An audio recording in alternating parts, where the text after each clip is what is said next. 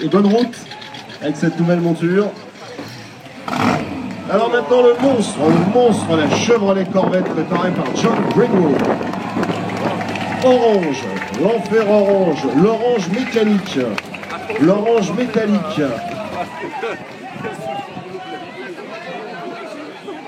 Alors cette Corvette de la 3e génération n'est pas en panne d'essence.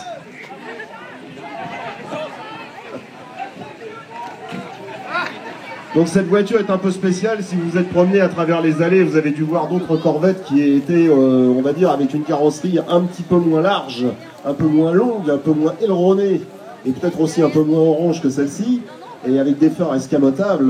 Donc cette voiture a bénéficié donc d'un kit Greenwood.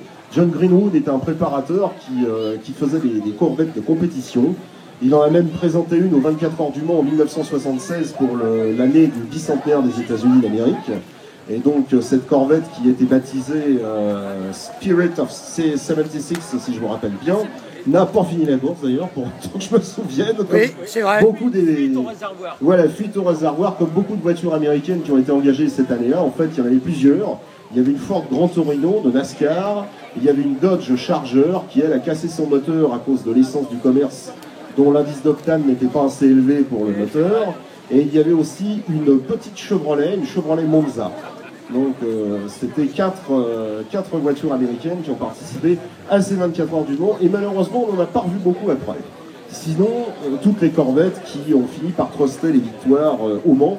Alors, il faut préciser que la première participation de la Corvette au Mans, c'était en 1960, et qu'elle a gagné le premier prix dans sa catégorie, où elle était d'ailleurs la seule à participer. Donc ça commençait bien pour l'histoire de la Corvette au Mans. Alors, comment s'appelle ce jeune homme? Dodo, on va dire. Dodo. Alors Dodo, tu es venu avec ton papa et ta maman? Oui, ils sont là-bas. Oui, papa, pas mort.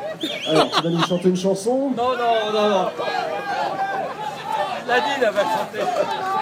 Bon, je vois qu'il n'y a pas beaucoup de volontaires pour faire l'école des fans. L'école des fans des plus de 15 ans, on va dire. Alors, cette Corvette Greenwood, raconte-nous un peu, Dodo. Ah, écoute, c'est ce que tu nous as dit. Bon, là, c'est un kit Greenwood qui date de 77, il me semble. Je suis pas trop sûr. Et puis, donc, elle a un petit peu préparé à droite à gauche. Elle a les freins de Henri Gréder, quand même. Ah, hein, c'est pas rien. Ah non. Le moteur est un peu tapé. C'est une boîte 5. Avant, c'était une boîte 6, mais j'ai mis en 5 parce que 6 sur un 7 litres 4, ça sert à rien. Ouais, puis pour un petit pays comme ici, ça suffit largement. Ça consomme assez comme ça. Surtout pour rouler à 130. Je suis plus connu de toutes les stations-service. Ça, il n'y a pas de souci. Non, ça c'est vrai, on voyait déjà sa voiture régulièrement à Ferrières dans la Seine-et-Marne à l'époque du Racing. C'est vrai. C'est vrai. C'est dire qu'il aime parcourir un kilomètre à son volant et aller dans les stations-service. C'était une station-service. Hein. Aussi, effectivement, ça l'est toujours. Et puis voilà, quoi. Bon, bah, c'est une voiture que j'ai achetée en 2003. Pour mes 50 ans, c'était les 50 ans de la Corvette. J'ai dit, je vais me faire plaisir. Stéphane, Alors, Tarlouse. Fais-toi plaisir, et puis je l'ai toujours. Bravo, parce que c'est rare que les gens gardent des voitures aussi longtemps. Et bon, en plus, quitte à s'acheter une Corvette, autant en acheter une qui sort vraiment de l'ordinaire. Voilà, Hein. un truc. Oui, parce que c'est une voiture qu'on a beaucoup vue dans beaucoup de meetings, donc tu fais quand même pas mal de kilomètres avec. Ah bah oui, ça, elle a roulé. Hein. Ouais, et combien de kilomètres as-tu fait à peu près? Je peux pas dire, mais c'est toujours le même moteur. J'ai jamais rien touché dessus. Donc c'est une excellente voiture, une vraie voiture américaine, une fiable qui tombe pas en panne, un bon produit de chez General Motors. Qui fait ses 60 litres au 100. Et malheureusement on peut pas ouvrir le haillon arrière, ce qui fait que c'est quand le vent pousse derrière. Bon. Et ben en tout cas bravo. Alors viens recevoir ton prix, ton magnifique prix. Ah, en plus j'ai quelque chose. Boîte de Mais oui,